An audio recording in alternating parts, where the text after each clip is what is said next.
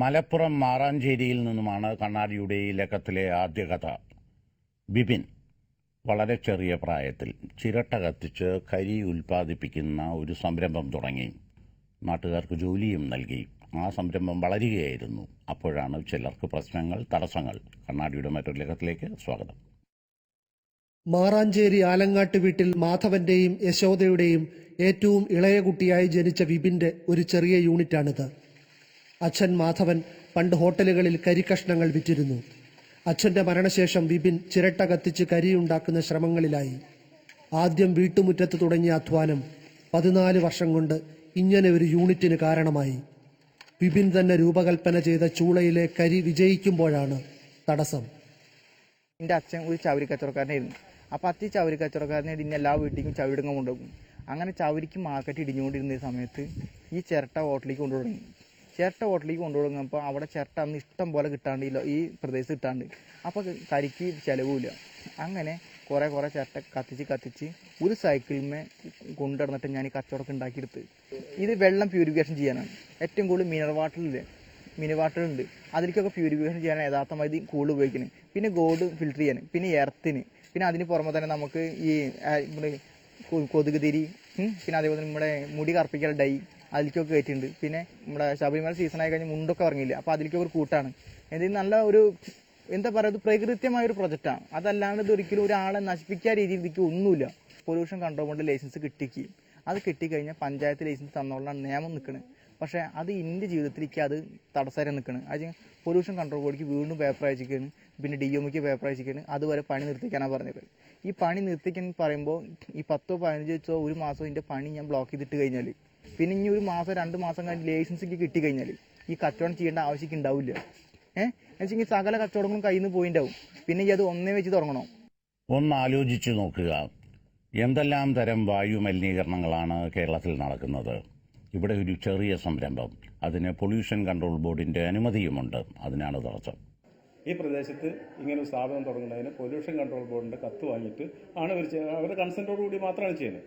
ആ കൺസെൻറ്റിൽ പറഞ്ഞിരിക്കുന്നത് ബർണറിൻ്റെ മുകളിൽ നിന്ന് 70 അടി ഹൈറ്റിൽ പോക്കോളിലും പിന്നെ 200 കിലോ ചാർക്കോൾ നിർമ്മിക്കുക എന്നൊരു കൺസെൻറ്റ് മാത്രമാണ്. ഇത് പ്രദേശവാസികളെയോ, ഞാൻ ആ പ്രദേശത്ത് താമസിക്കുന്ന ഒരാളും തൊട്ടടുത്ത് തന്നെ ഒരു 200 മീറ്ററിന് ഇപ്പുറം എൻ്റെ വീട്, അവിടെ താമസിക്കുന്ന ഒരു കക്ഷിയും കൂടിയാണ് ഞാൻ ഇതിൻ്റെ ഇര കൂടിയാണ്. ഈ പുക ശ്വസിക്കുന്നതിലുള്ള ഒരു ഇര കൂടിയാണ് ഞാൻ.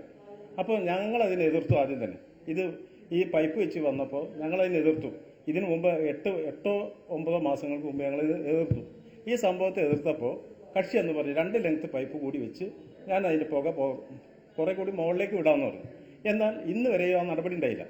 അപ്പോഴാണ് ഞങ്ങൾ പഞ്ചായത്തിൻ്റെ ലൈസൻസ് ഇല്ലാതെ പ്രവർത്തിക്കുന്ന ഈ സ്ഥാപനത്തിനെതിരെ, അന്യായമായി പ്രവർത്തിക്കുന്ന ഈ സ്ഥാപനത്തിനെതിരെ പരാതി മുഖ്യമന്ത്രി, ആഭ്യന്തര വകുപ്പ് മന്ത്രി, revenue divisional officer, pollution control board, Perumpadappu police station, Maranchery ഗ്രാമപഞ്ചായത്ത് എന്നിവർക്ക് ആളുകളുടെ ഒരു പ്രദേശത്തെ മുഴുവൻ ആളുകളുടെയും വികാരം കണക്കിലെടുത്ത് ഞാൻ അവിടുത്തെ പ്രദേശവാസി എന്നുള്ള നിലയ്ക്കാണ്, അല്ല പഞ്ചായത്ത് മെമ്പർ എന്നുള്ള നിലയ്ക്കല്ല, ഞങ്ങൾ പരാതി എല്ലാവർക്കും കൊടുത്തു. ഈ പുക നാച്ചുറൽ പുകയാണ്. നാച്ചുറൽ പുക വെച്ചെങ്കിൽ ഇതുകൊണ്ട് ഒരു സൈഡ് എഫക്റ്റും ഒരാൾക്കും വരുന്നില്ല. പിന്നെ അതിന് പറഞ്ഞത് ഓറഞ്ച് സെക്ഷനിലാണ് ഇതിൻ്റെ കാറ്റഗറി എടുക്കുന്നത്. വെച്ചെങ്കിൽ പൊല്യൂഷൻ കൺട്രോൾ ബോർഡ് സൈൻ ചെയ്തില്ല. അപ്പോൾ അത് ജനങ്ങൾക്ക് സൈഡ് എഫക്റ്റോ ഒരു കാര്യമില്ലാത്തൊരു പുകയാണിത്. പിന്നെ 10 ആൾക്കാർ കൂടിയിട്ട് എന്ത് പറഞ്ഞാലും ജനം സ്വീകരിക്കില്ലേ? ജനത്തിന് ഇതിനെ പറ്റി അറിയില്ലല്ലോ. ഇത്ര ലെങ്ത്താണ് പൈപ്പ് കൊടുത്തുള്ളത്. ഒരു മിഷീൻ്റെ കപ്പാസിറ്റിക്ക് അനുസരിച്ച് പൈപ്പ് അതിന് വെക്കാൻ പറ്റുള്ളൂ. ഇതിൻ്റെ കപ്പാസിറ്റിക്ക് അനുസരിച്ച പൈപ്പാണ് അതിൽ വെച്ചുള്ളത്. ഇനി അതിൻ്റെ മേൽക്കേക്ക് വെക്കാൻ വയ്യ. ആരോഗ്യവകുപ്പിനോട് ഞാനൊരു ചോദ്യം ചോദിച്ചു. ഈ ചിരട്ടക്കരി നിർമ്മിക്കുമ്പോഴുണ്ടാകുന്ന പുക ശ്വസിച്ചാൽ മനുഷ്യന് ആരോഗ്യപരമായി വല്ല പ്രശ്നങ്ങളുണ്ടോയെന്ന് ഇന്ന് വരെ മറുപടി തന്നിട്ടില്ല.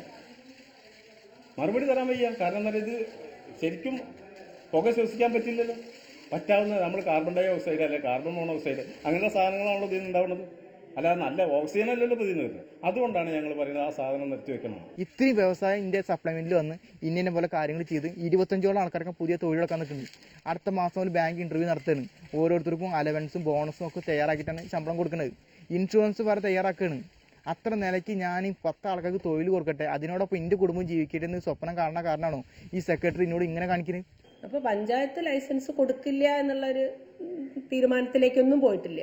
ഇങ്ങനെ ഒരു പരാതി ഉണ്ടായതിൻ്റെ അടിസ്ഥാനത്തിൽ ജില്ലാ മെഡിക്കൽ ഓഫീസർക്കും അതേപോലെ തന്നെ മലിനീകരണ നിയന്ത്രണ ബോർഡിനും ഈ വിഷയവുമായി സംബന്ധിച്ചുകൊണ്ട് ഒരു ക്ലാരിഫിക്കേഷന് വേണ്ടിയിട്ട് അല്ലെങ്കിൽ അതുമായി ബന്ധപ്പെട്ടിട്ടുള്ള നല്ല രീതിയിൽ ആവുന്നതിന് വേണ്ടിയിട്ടുള്ള രീതിയിൽ അവരെ ബന്ധപ്പെട്ടിട്ടുണ്ട്. അവർക്കതിനുള്ള ഇവിടുന്ന് റിപ്പോർട്ടും അയക്കേണ്ടതായിട്ടുണ്ട്.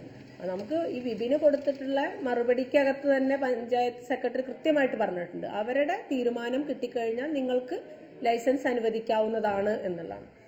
പക്ഷെ ജനങ്ങളൊരു പരാതിയുടെ അടിസ്ഥാനത്തിൽ ഇപ്പം നിലവിൽ ലൈസൻസ് ഇല്ലാത്ത സ്ഥാപനം എന്നുള്ള രീതിയിൽ വളരെ രൂക്ഷമായിട്ടുള്ള പ്രയാസങ്ങൾ ആളുകൾക്കുണ്ടെന്നും പഞ്ചായത്ത് ഭരണസമിതി അടക്കം അത് അവർ നേരിട്ട് വന്ന് പറയുകയും ഭരണസമിതിക്ക് അടക്കം പ്രയാസം ബോധ്യപ്പെട്ടതിൻ്റെ അടിസ്ഥാനത്തിൽ ലൈസൻസ് കിട്ടുന്നത് വരെ ഈ സ്ഥാപനം പ്രവർത്തിക്കുന്നത് നിർത്തിവെക്കണം എന്ന് മാത്രമാണ് ഞങ്ങൾ അതുമായി ബന്ധപ്പെട്ടുകൊണ്ട് പറഞ്ഞിട്ടുള്ളത്. പഞ്ചായത്തിലെ 1-2 പേർക്ക് മാത്രമാണ് ഇത് പ്രശ്നം. ഈ യൂണിറ്റിന്റെ തൊട്ടയലത്ത് സമീപ പ്രദേശത്ത് താമസിക്കുന്നവർക്ക് ഒരു എതിർപ്പുമില്ല. ഈ ഫാക്ടറി വലിയ തോതിൽ പുകയുണ്ടോ? വീട്ടിലെ കുട്ടികൾക്കൊക്കെ ശല്യമുണ്ടോ?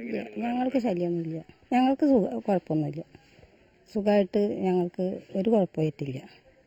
കുട്ടികളൊക്കെ ആയിട്ട് ഒന്ന് താമസിക്കുമ്പോൾ എന്തെങ്കിലും ബുദ്ധിമുട്ടുണ്ടോ? ഇല്ല, ഒരു ബുദ്ധിമുട്ടും ഇല്ല. ഞങ്ങളുടെ വീടൊക്കെ ഈ ഭാഗത്താണ്, ഒരു ബുദ്ധിമുട്ടും ഇല്ല.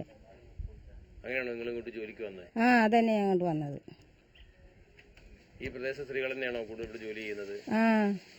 ഈ ദ്വീപിന്റെ മേലുള്ള ആൾക്കാർ തന്നെ. ആർക്കും പ്രയാസമായിട്ട് ആരും പറഞ്ഞിട്ടൊന്നുമില്ലേ? ഇല്ല, ഒരാൾക്കും പ്രയാസമായിട്ട് പറയണില്ല. ഇനിയും എൻ്റെ കുടുംബത്തിന് ഒരു തൊഴിലിന് അനുവദിക്കണം, അത് മാത്രമേ ഞാൻ പറഞ്ഞുള്ളൂ. വെച്ചെങ്കിൽ എനിക്ക് ജീവനമാർഗമായിട്ട് ഞാൻ ഈ ലിഫ്റ്റ് ടെക്നോളജിയും ഓട്ടോമൊബൈൽ എഞ്ചിനീയറിംഗ് ഒക്കെ പാസ്സായ ഒരാളാണ്. ഒക്കെ പാസ്സായി എന്നല്ല, നമ്മളെ സമൂഹത്തിന് വേണ്ടി എന്തെങ്കിലും ചെയ്യണം, ഒരു പുതിയൊരു മേഖല കണ്ടെത്തണം. എനിക്ക് ഒന്ന് മാത്രമല്ലോ, എനിക്ക് ഈ മനുഷ്യസ്നേഹമുള്ള ആൾക്കാരും മനുഷ്യസ്നേഹികളും എൻ്റെ ഈ അവസ്ഥ കണ്ടിട്ട് എനിക്ക് ഈ പഞ്ചായത്ത് ലൈസൻസ് പെട്ടെന്ന് എനിക്ക് കിട്ടാനുള്ള ഒരു മാർഗം കണ്ടെത്തണം. ഇതിൻ്റെ സ്ഥിതി ഇങ്ങനെയാണ് വെച്ചെങ്കിൽ നാളെ മേലൊക്കെ എങ്ങനെയാണ് ഒരു കുട്ടികൾ ഒരു വ്യവസായത്തേക്ക് കടന്നു വരിക? എല്ലാ ദിവസവും സ്വയം തൊഴിൽ കണ്ടെത്തലും അധ്വാനവർഗ സിദ്ധാന്തവും പ്രസംഗിക്കുന്നവരാണ് നമ്മുടെ നേതാക്കൾ. ഇത്രയും അധ്വാനിച്ച് വിയർപ്പൊഴുക്കി വിപിൻ നടത്തുന്ന ഈ യൂണിറ്റിനെ എതിർക്കുന്നവർ ചിരട്ടകളോടും കരിക്കഷ്ണങ്ങളോടും പോലും നീതി കാണിക്കുന്നില്ല.